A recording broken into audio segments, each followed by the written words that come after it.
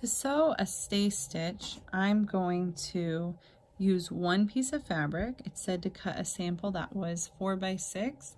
You can do this on any size fabric, but for the sample, 4 by 6. And I'm going to align my fabric at a 1/2 inch seam allowance.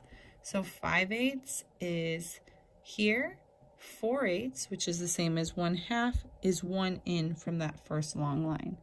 So I'll align it there. And you do not have to backstitch for a stay stitch, but I like to just out of habit. I just like to not backstitch for basting and keep it simple that way.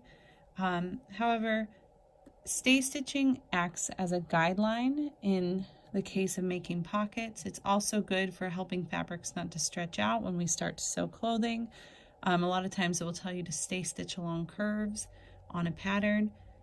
So it's more of a guideline. It doesn't actually hold the clothes together. So backstitching is optional. I'm going to go ahead and just do a little backstitch. My length is at 2.5 and my width is at 0. My needle is centered and I'm going to lower my needle and small backstitch. I'm going to go all the way down to the corner. The sample says to pivot at the corners.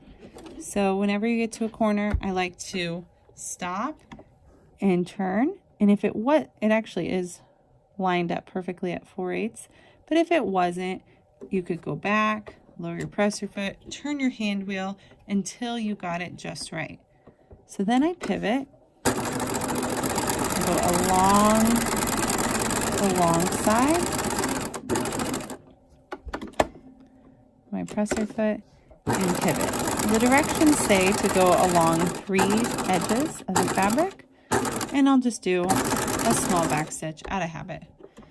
So then I'm going to pull my fabric out, trim my threads closely,